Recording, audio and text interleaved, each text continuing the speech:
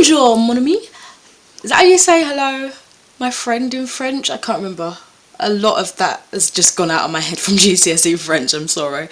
Yeah, I don't know why I started like that, maybe just something different. Anyway, I am here to review Lewis Carroll's Alice's Adventures in Wonderland and Through the Looking Glass and What Alice Found There and other works. It's got a different name on the outside to the inside covering, so I thought I'd include the other one because it's got literally everything. I read this a couple of months ago and I'm going to be going through kind of in different segments, so of each kind of story, if that makes sense.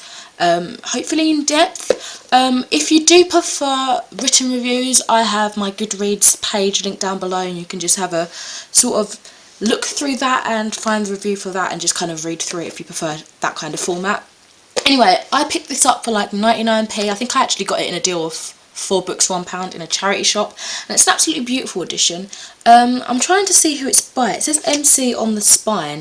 Oh, it looks like it's the Great Writers Library, if that rings a bell to anyone, if that's the publisher or anything like that. Let's see if it's got a year in here. It says 1987 Marshall Cavendish Limited, if that means anything to anybody. Sorry, I should have been more prepared about who this was published by. But anyway, it's an absolutely stunning edition. Gorgeous kind of detailing of gold lettering and gold bordering around a little picture of Alice and one of the chess pieces. I think this is from the Through the Looking Glass story, and on a gorgeous green background. It's really, really cute and quite small. I often get, sorry, I'll get into the review in a minute, but I often get confused at why there's so many like hench massive books of Alice's Adventures in Wonderland if it's only small, and this is including like another story and a couple of short stories and poems.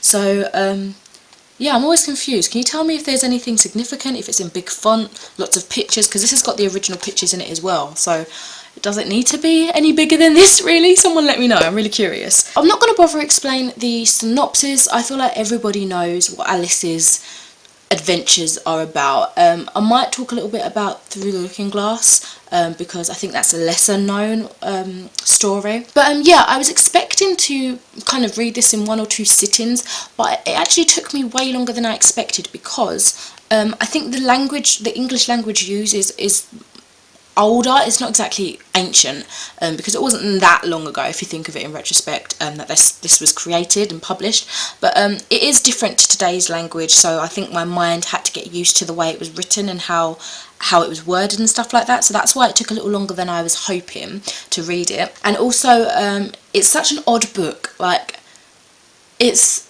so mind-batteringly bewildering that I could not literally keep sane enough to read it in just 1 or 2 sittings. It had to take me a little while because it was crazy, pretty much. I'm not going to beat around the bush, it was crazy. So anyway, into the main review. I'm first going to be talking about Alice's Adventures in Wonderland. Whilst I was reading this, I looked into some non-spoiler reviews and I was actually really shocked to see that a lot of people, upon reading it in their adult life or reading it a second time in their adult life after loving it as a child, really hated it.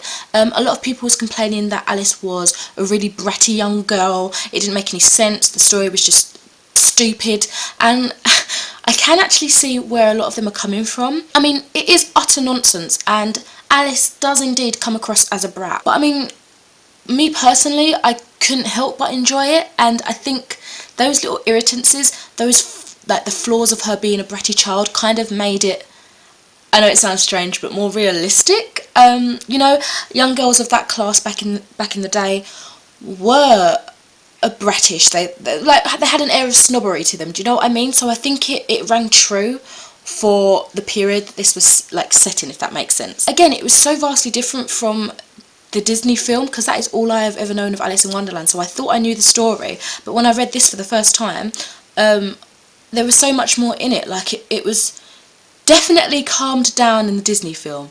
This book is very strange and it had a lot more going on than the film portrayed. So the film definitely does make more sense than the story, and I think they kind of had to because it was for children. I don't actually think that children should be reading this, but the animated version makes it more child friendly. Again, just to mention the film again, sorry about that, I just want to do like a little comparison. I think that the film, the Disney animated film, mixes Alice's Adventures in Wonderland with Through the Looking Glass, because as I was reading Through the Looking Glass, which I'll review properly in a second, I did find kind of stories and events in that story that I recognised, and I thought, well, I've never read Through the Looking Glass before, so how do I recognise it? And I realised I think they showed some of those scenes in the Alice's Adventures in Wonderland's film. That's how it was like familiar to me, so that was interesting to see. I definitely preferred this out of all the other works in this little edition that I have. Alice's Adventures in Wonderland I really did enjoy, and if I was to rate it on its own, it would get a 3 out of 5 stars, because I just found it so bewilderingly charming. Like, I loved how crazy it was, but it wasn't too intense as Through the Looking Glass was, which I'm about to speak about now. So Through the Looking Glass is a follow-up of Alice's Adventures in Wonderland.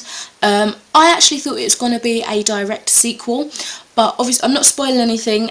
It's not.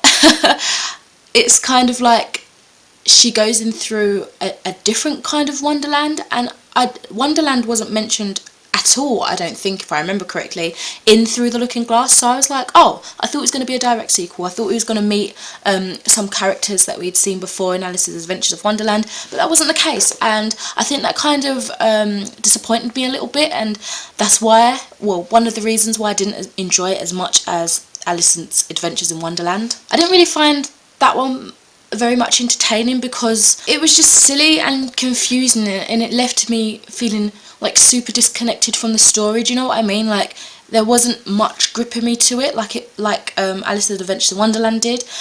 It was lacking something.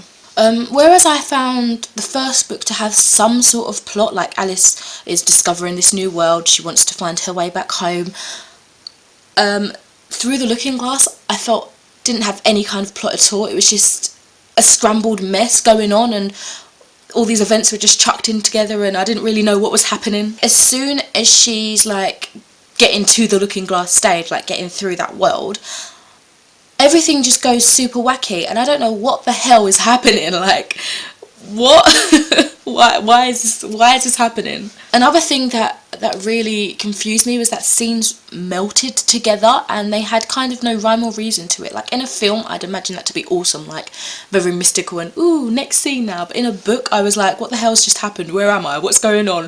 Why is nothing connecting, you know? I've got to say, for both Alice's Adventures in Wonderland and Through the Looking Glass, all adaptations, like say games like Alice Returns the game, Alice's Adventures in Wonderland the film, you know, fairy tale retellings, all of these do make the book look better than it really is. I know that sounds harsh, but when you're reading it, even though I did enjoy the first book a lot, well, I enjoyed it, they're not as great as all the adaptations claim them to be. Like, the original, they're not too awesome.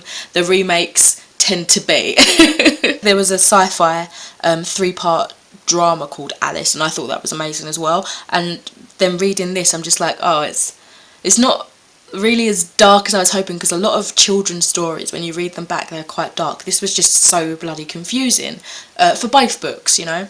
If I was to rate the Through the Looking Glass on its own, I would give it like a 1.5 2-star rating out of 5. It was just too crazy, too confusing for me. I didn't find it to have any purpose, especially as it wasn't a direct sequel. So the other works, these are pretty much just poems. Like, it just consists of Lewis Carroll's poems. I don't know if it's all of his poems or just a selection, but I actually really enjoyed them. Of course, because it's Carroll, he wrote them to be bizarre, and if you think about it, I think the whole Alice Adventures in Wonderland and everything in this book is like a bizzaro piece.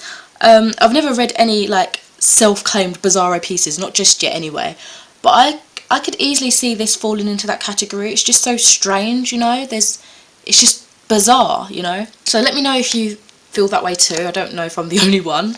Even though I couldn't make sense of the poems that were included at the end of this, I did find myself really enjoying them. I think my favourite one was Phantasmagoria, and I've actually done a reading of the first canto of that. I don't know if it's uploaded or not yet, but if it is, I'll provide a link for you. So I thought, I don't know, just something different, a little bit of a poetry reading, you know, as a little filler video or something. So I actually really liked that one. I think it was one of the longest in here, I might be wrong, but it was just because it was so supernatural and kind of, I don't know, strange, but in a good way. I really enjoyed that one particularly. If I was to give a rating on the poems in general though, I would give it a 2.5 stars, just because they still do, a lot of them at least, do have a very crazy element. I didn't understand them even though I enjoyed them, as I said. So overall, I do actually think, surprisingly, even like with the contrast of people, a lot of people on Goodreads especially, not liking it as they read it a second time or a first time in adult life, I do actually think in the media,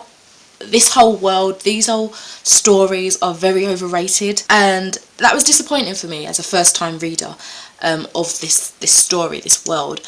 Because I went in thinking this is amazing, like, oh, this is going to be great, and for the most part it just wasn't. So that's a shame. I found it entertaining, but I don't think it should be a children's story. I mean, all the other adaptations that are for children, yeah, sure, that's fine, they kind of water it down a little bit, but this particular book, I don't think it should be a children's story. It's just crazy. It fills their head with absolute nonsense, even though nonsense is great in proportions, you know, in small parts, but this is just bizarre. It's very, very strange. So overall, I give this whole collection a 3 out of 5 stars. Very sorry for any rambling that I've done through this video, but yeah, let me know what you thought of, you know, maybe this particular edition, or, you know, either or of the stories, you know. Yeah, thank you very much for watching, and I'll speak to you next time. Bye.